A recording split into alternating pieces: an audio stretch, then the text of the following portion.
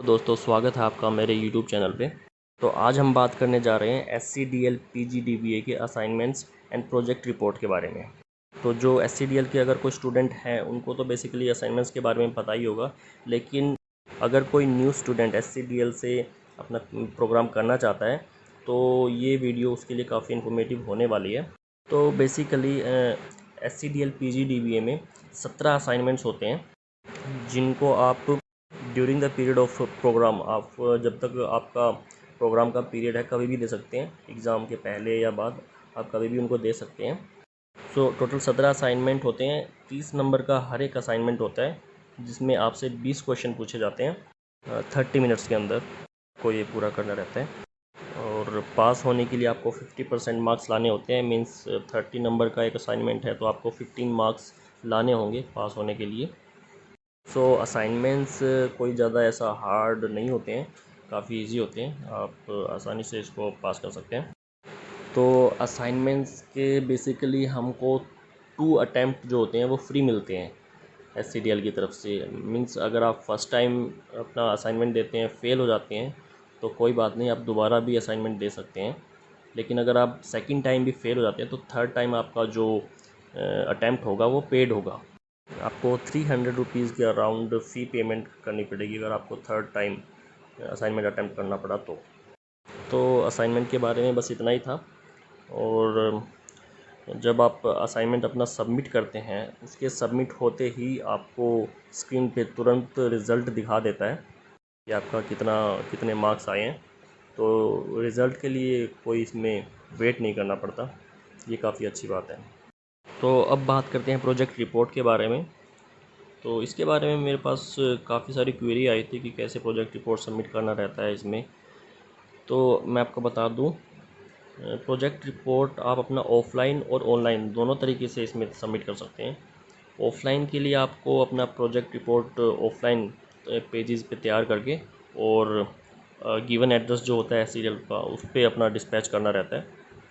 लेकिन ऑनलाइन में आपको अपना रिपोर्ट एक सॉफ्ट कॉपी में तैयार करना होता है जिसको आप PDF फॉर्मेट में बाद में कन्वर्ट करके और सिंपली अपलोड कर सकते हैं। तो दोनों तरीके से आप ऑफ़लाइन और ऑनलाइन जैसा भी आपको अच्छा लगे आप अपना प्रोजेक्ट रिपोर्ट सबमिट कर सकते हैं इसमें। तो नेक्स्ट अब बात करते हैं जो इसमें रिक्वायरमेंट्स जो रहती है प्रोजेक्ट रिपोर्ट में। तो मिनिमम 50 to 65 पेजेस आपको एटलीस्ट लिखने पड़ते हैं, चाहे वो ऑफ़लाइन हो या फिर ऑनलाइन। इसमें 50 to 60 पेजेस आपको प्रोजेक्ट रिपोर्ट के लिखने पड़ेंगे एक्सक्लूडिंग द एनेक्चर्स। एनेक्चर्स के पेजेस एक्स्ट्रा भी हो सकते हैं। तो ये तो थी आपकी प्रोजेक्ट रिपोर्ट की लेंथ की रिक्वायरमेंट। इसके अलावा आपको कुछ सर्टिफिकेट इसमें कुछ सबमिट करने रहते हैं, उसके बारे में मैं आपको बता देता हूँ। सबसे पहला जो आपका सर्टिफिकेट होता है वो होता है नो ऑब्जेक्शन सर्टिफिकेट। बेसिकली अगर आपने अपना ये प्रोजेक्ट किसी कंपनी या फिर ऑर्गेनाइजेशन में कंप्लीट किया है, वहाँ पे काम करते हुए या फिर वहाँ पे किसी भी तरीके से किसी कंपनी के अंदर या ऑर्गेनाइजेशन में रहते हुए आपने ये अपना प्रोजेक्ट कंप्लीट किया है, तो आपको उस कंपनी की CEO या फिर किसी भी ऑथराइज पर्सन से ये NOC लेना होगा कि जो भी आपकी प्रोजेक्ट में फाइंडिंग्स है, जो भी आपकी स्टडी है, तो उनको कोई ऑब्जेक्शन नहीं है आप अगर इसको पब्लिश करते हैं, आप इसको सबमिट करते हैं एज अ रिपोर्ट। तो ये नो ऑब्जेक्शन सर्टिफिकेट आपको सबमिट करना रहता है। लेकिन ये तभी है जब आप किसी कंपनी में अपना प्रोजेक्ट कंप्लीट कर रहे हैं। अगर आप घर पे बैठ के अपना प्रोजेक्ट बना रहे हैं तो ये सर्टिफिकेट सबमिट करने की कोई ज़रूरत नहीं है। तो सेकंड आपका जो सर्टिफिकेट रहता है वो होता है सेल्फ डिक्लेरेशन का, that you have carried out this project for completing of your programme. तो ये सेल्फ डिक्लेरेशन का आपको सर्टिफिकेट सबमिट करना ही होता है, चाहे आपने अपना प्रोजेक्ट किसी कंपनी में किया हो या फिर घर पे बैठ के किया हो, ये मैंडेटरी होता है। उसके बाद आते हैं आपका थर्ड सर्टिफिकेट जो होता है सर्टिफिकेट ऑफ गाइड। अगर आपने अपना प्रोजेक्ट तैयार करते टाइम किसी की हेल्प ली है तो ये उसका सर्टिफिकेट यहाँ पे उसकी एक्नॉलेजमेंट लगेगी। लेकिन अगर आपने सारा प्रोजेक्ट अपने आप खुद से ही बनाया है तो इस सर्टिफिकेट की भी कोई ज़रूरत नहीं है। सो अगर आपने सारा प्रोजेक्ट खुद से तैयार किया तो ओनली एक ही सर्टिफिकेट सेल्फ डिक्लेरेशन वाला जो होता है वही लगेगा, इसके अलावा और कोई सर्टिफिकेट लगाने की ज़रूरत नहीं है। नेक्स्ट इसमें बात कर लेते हैं प्लेजियरिज्म चेक की। सो प्लेजियरिज्म के बारे में आपको पता होगा। इसमें क्या रहता है कि जैसे आप ऑनलाइन अपना रिपोर्ट सबमिट करते हैं पीडीएफ में, तो प्लेजियरिज्म क्या होता है, आपकी कंटेंट की यूनिकनेस चेक करता है कि ऐसा तो नहीं है कि आपने कोई कंटेंट कहीं से किसी वेबसाइट से जो का तो उठा के कॉपी पेस्ट कर दिया हो। तो ये बेसिकली यूनिकनेस चेक करता है आपकी कंटेंट में।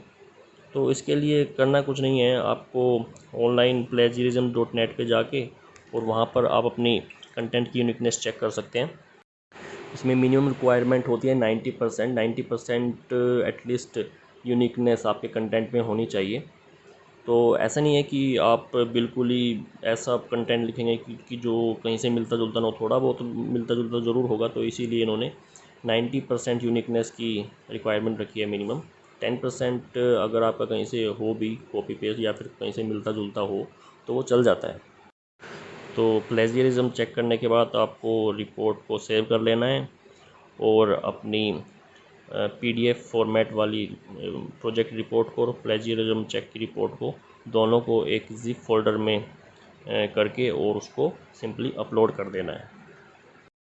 एंड अपलोड करने के बाद आई थिंक विदिन 10 डेज़ आपका रिज़ल्ट जो है प्रोजेक्ट का वो इसमें आपका आ जाता है। आप जैसे उसको अपनी लॉगिन आईडी डालकर, स्टूडेंट आईडी डालकर आप लॉगिन करेंगे और प्रोजेक्ट रिपोर्ट में जाके अपना स्टेटस चेक करेंगे तो आपका रिज़ल्ट विदिन 10 डेज़ आ जाता है। सो ये थी आज की information about assignment and project. I hope आपको इन्फॉर्मेशन अच्छी लगी हो।